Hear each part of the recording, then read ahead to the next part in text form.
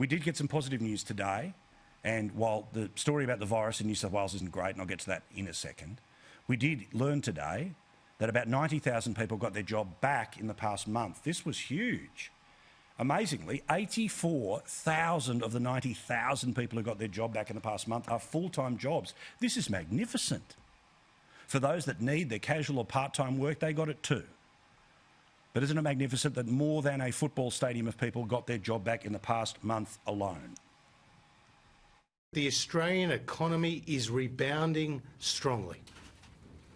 Following the biggest economic shock since the Great Depression, Australians are back spending, and they are back working, and they are back moving freely across the nation.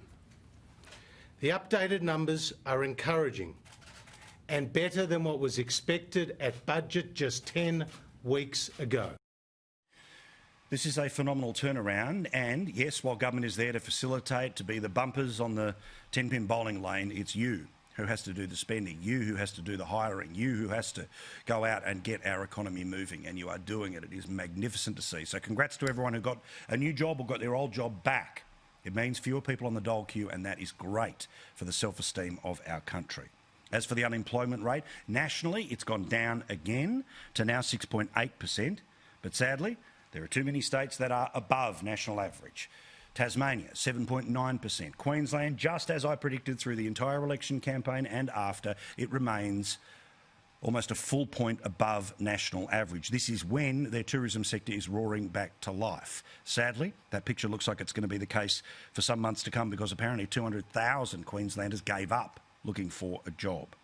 Victoria, for obvious reasons, still has a high unemployment rate, but the idea that its unemployment rate is lower than Queensland, and Queensland has been basically free for most, if not for many, all of the year, that's an indictment on that Queensland government that, of course, was so handsomely rewarded for keeping you safe.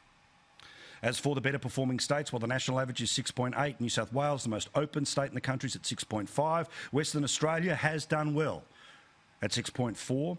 South Australia 6.2, the Northern Territory 5.9, and where the public servants are the ones who don't really lose their jobs, it is, 2.8% lower. Because, of course, the public service did not get a haircut at all anywhere in this very difficult year.